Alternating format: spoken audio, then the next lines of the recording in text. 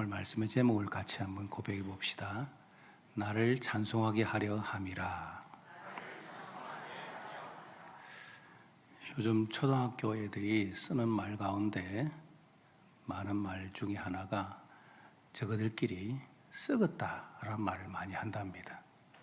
썩었다, 이게 뭔가 보니까 달라졌다, 변했다, 이런 걸 말할 때 야 썩었다, 그렇게 말을 한답니다. 그런데 이 아이들뿐만 아니라 오늘 이 사회를 보면서 제가 썩었다라고 할 때 탁 떠오르는 사람이 있더라고요. 혹시 이 사람 누군지 아시겠습니까? 허경영 씨라고요. 이 사람이 완전히 변했어요. 이단 교주처럼 완전히 되어버렸습니다. 불로유라고, 다음 허경영 사진을 스티커를 붙이고 우유에다가 허경영이라는 이름을 쓰고, 그리고 자기가 안수하면은 이 우유는 썩지 않는다고 합니다. 그걸 판매하는 거예요. 이게 썩었을까요? 안 썩었을까요? 썩었죠. 그러나 이거 먹고 병원에 입원하고 심지어 어떤 한 사람은 죽었습니다. 이 썩은 우유 먹고. 참 이 사람이 이렇게 변했구나. 양주에 가면은 하늘궁이라고 사진, 이런 곳을 만들어 놓고 여기에 와서 자기를 따르는 사람들 하여금 자기를 만나 강의 듣고 예배하고 하는데 입장료 몇십만 원씩 받고요. 그리고 마치고 나서 자기 에너지를 받으면은 힘이 난다 해가지고, 여러분 영상 보셨나요? 막 이렇게 만져주고 막 안고 막 이렇게 희한하게 하더라고.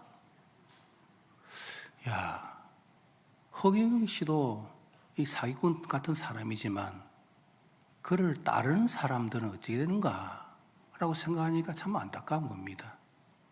그 이유가 뭘까요? 예배의 대상이 누구냐에 따라 달라지는 것입니다. 따르는 사람들은 허경영 씨가 자기들의 교주처럼 예배의 대상이 되어버린 거죠. 오늘 우리들은 얼마나 복받은 자들인지 모릅니다. 우리의 예배의 대상이 누굽니까? 하나님이십니다. 하나님이 우리의 예배의 대상이기 때문에 우리는 얼마나 복된 자인지 모릅니다. 하나님 어떤 분이십니까?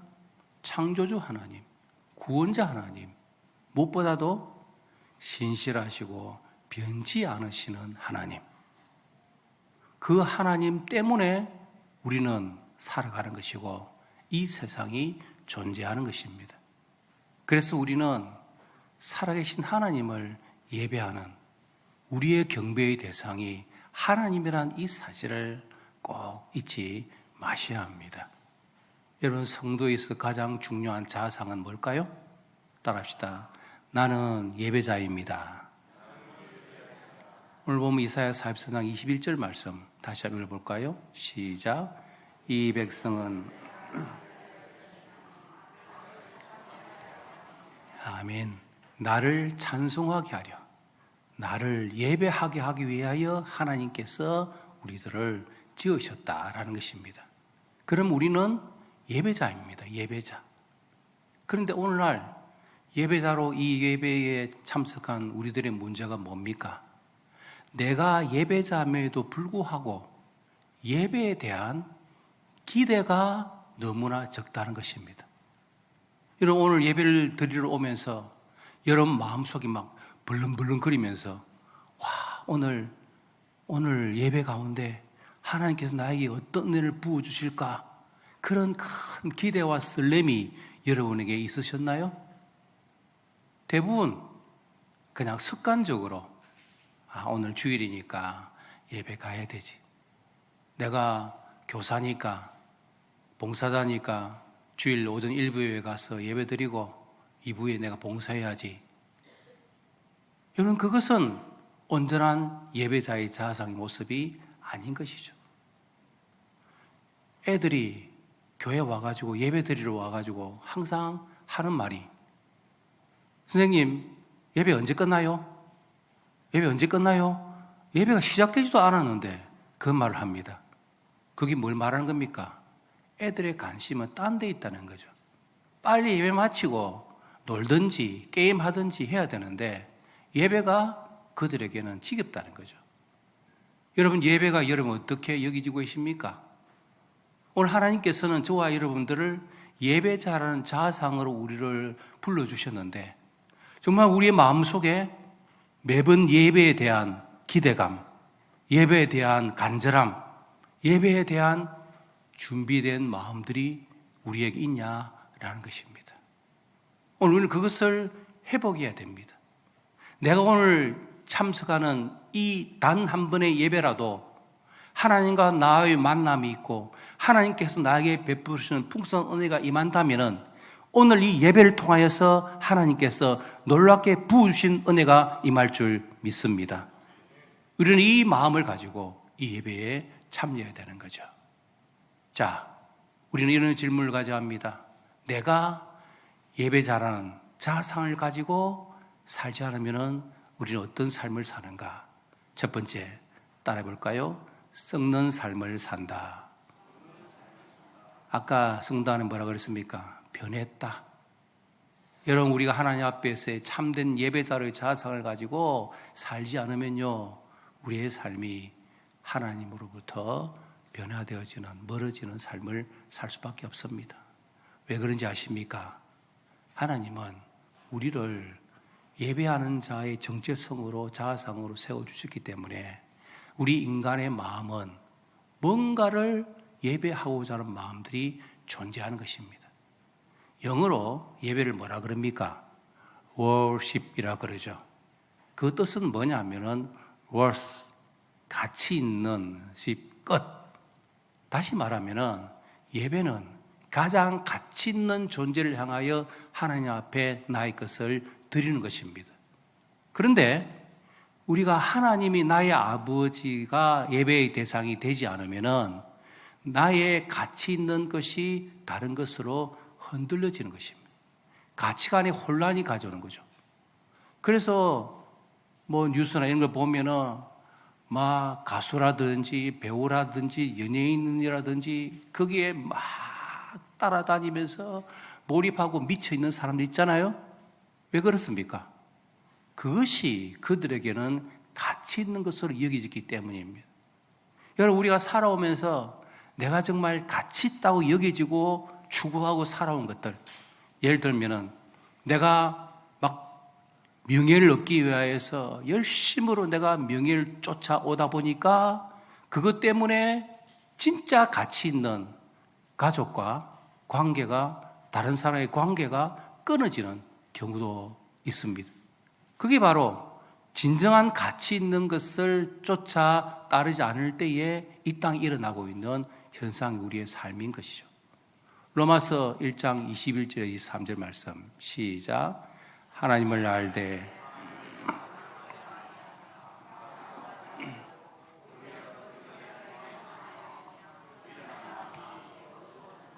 스스로 지혜 있다 하나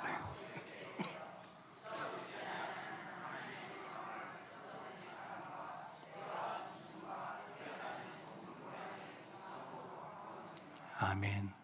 우상의 특징이 뭡니까? 사람이 만든 거잖아요. 사람이 만든 거는 썩어갈 수밖에 없다는 것입니다.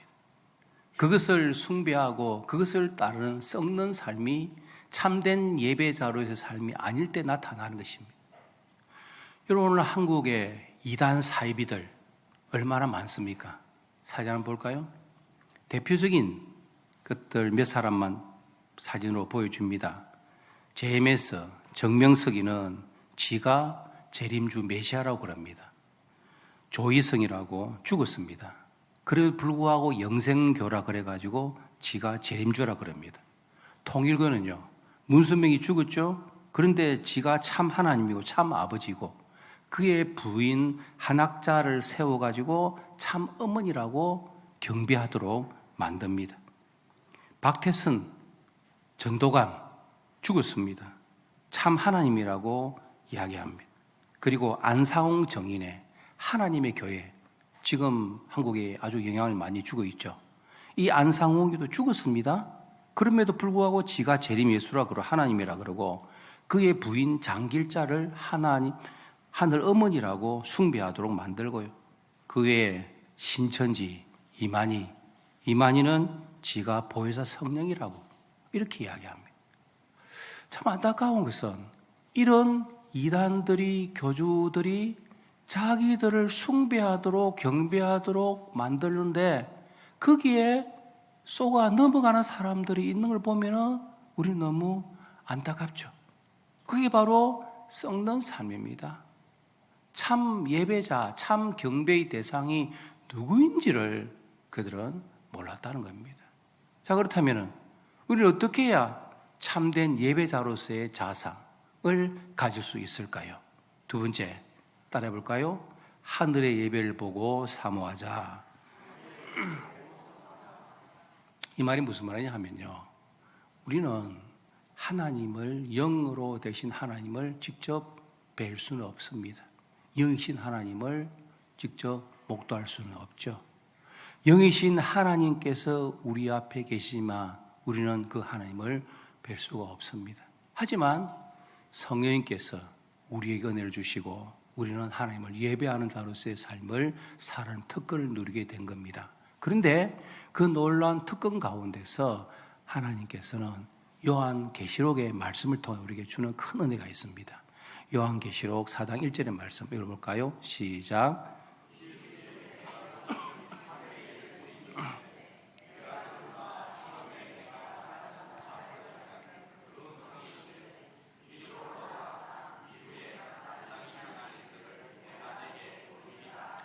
아멘. 요한에게 하나님께서 밤모섬에서 유배되어 있을 때 그에게 계시의 말씀을 보여주십니다. 그러면서 10절 11절 시작.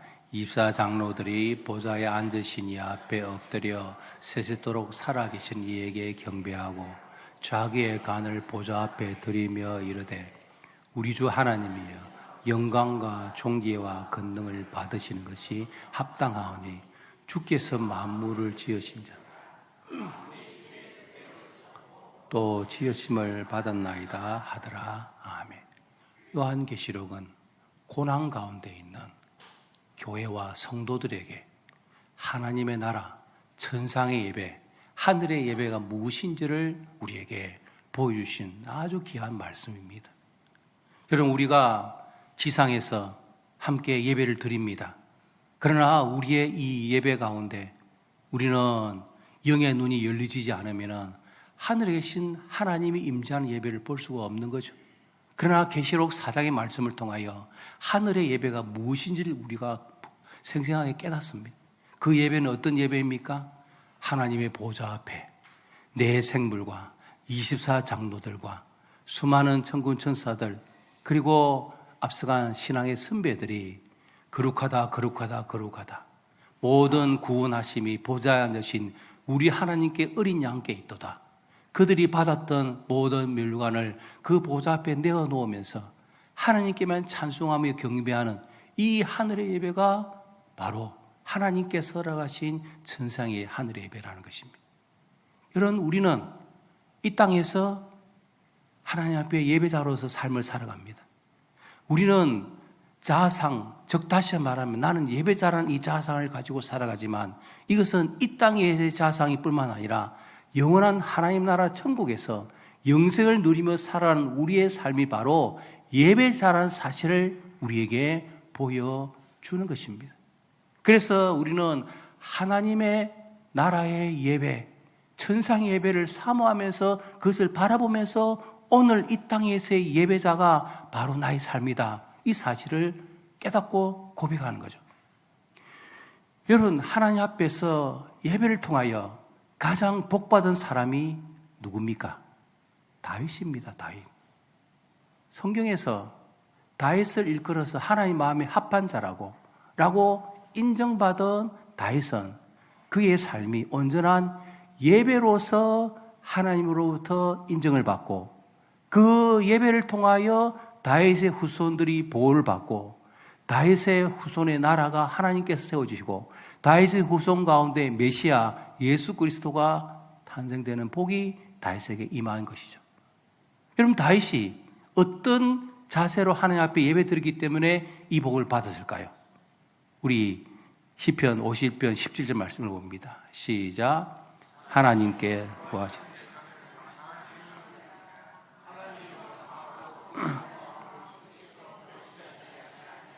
아멘. 상하고 통회하는 마음, 상한 심령.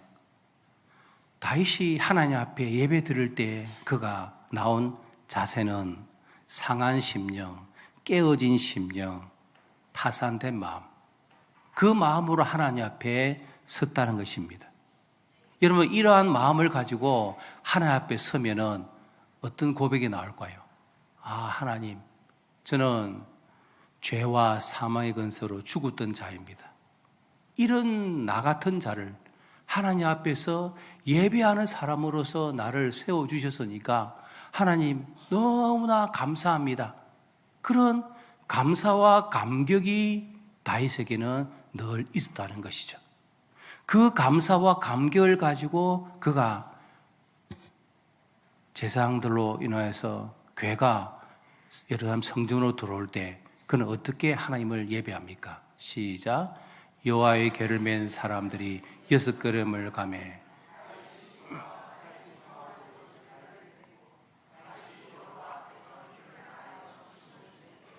그때 다윗이 배 에봇을 입었더라. 아멘.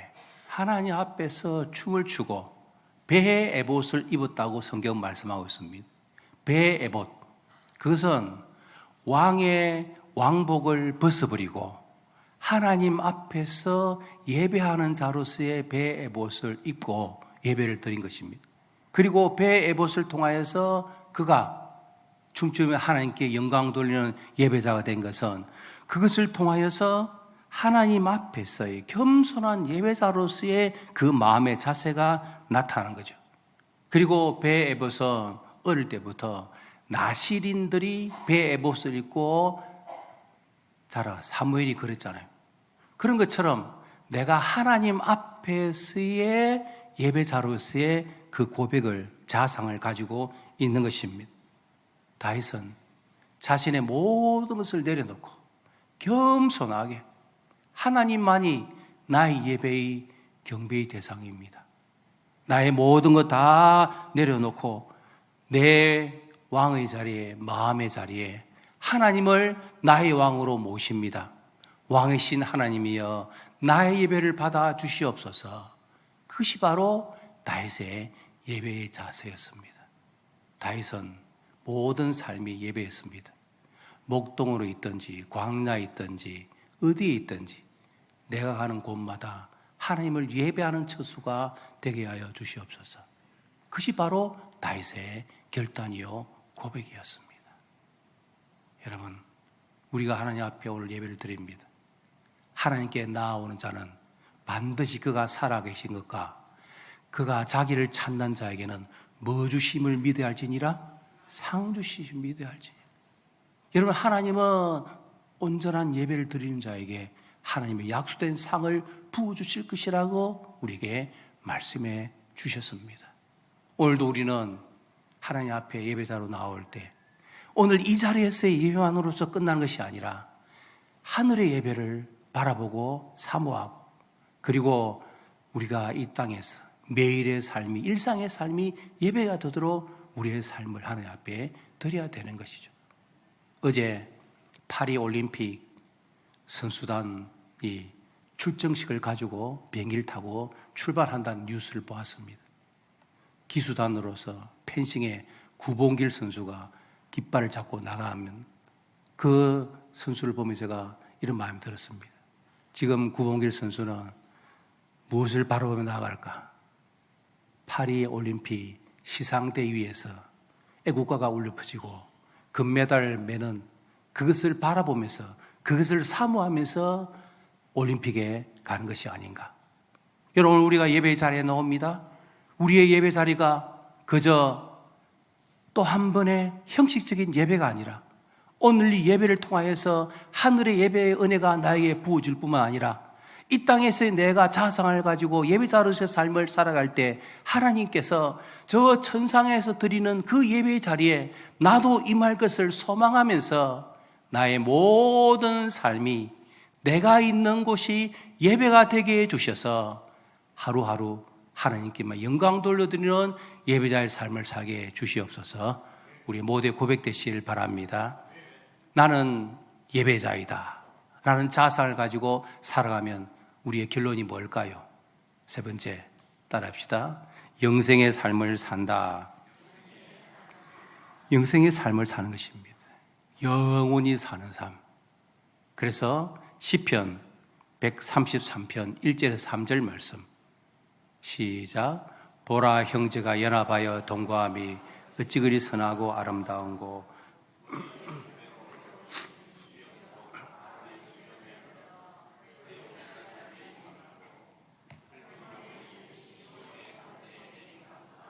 거기서 여호와께서 복을 명령하시나니 곧 영생이로다. 아멘. 시편 133편의 기자는 형제가 연합하여 함께 드리는 이 예배가 곧 하나님이 부으시는 영생의 자리다. 그것을 믿음으로 고백한 것입니다. 오늘 우리는 함께 예배를 드립니다. 이 예배의 자리가 하나님이 부으시는 영생의 삶을 사모하고 그것을 누려가는 저와 여러분의 복된 예배의 자리라는 것입니다.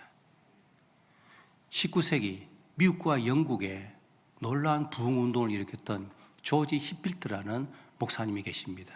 앞에 사진 나오는 분이신데요.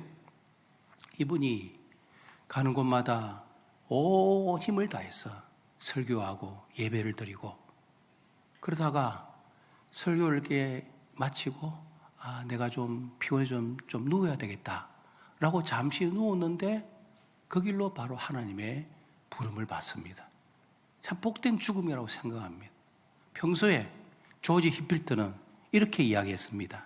나는 녹슬어 없어지는 삶이 아니라 닳아서 없어지는 삶을 살게 해 주시옵소서.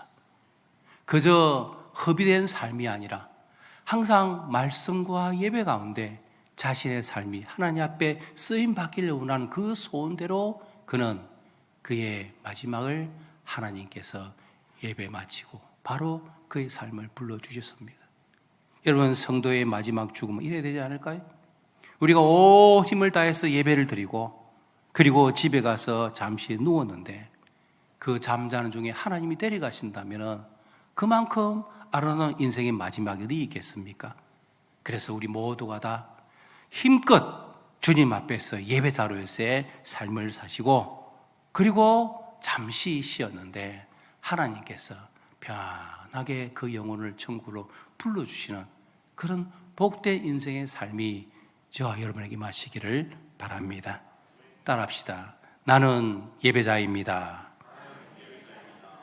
누가 여러분을 쿡 찌르면은 군대 가면은 간동성명을 대듯이 훈련병 누구누구입니다 라고 말하기 전에 나는 뭐라고 해야 된다고요? 예배자입니다. 우리는 예배자입니다. 부르신 곳에서 어디에서 무엇을 하든지 우리는 언제나 하나님 앞에서 참된 예배자가 되어서 예배드리다가 복을 받고 예배드리다가 기도 응답받고 예배드리다가 하나님을 만나고 예배드리다가 하나님의 나를 위하여 쓰임받을 수 있는 우리 온 교회와 성도들 되시기를 주님 이름으로 축복합니다.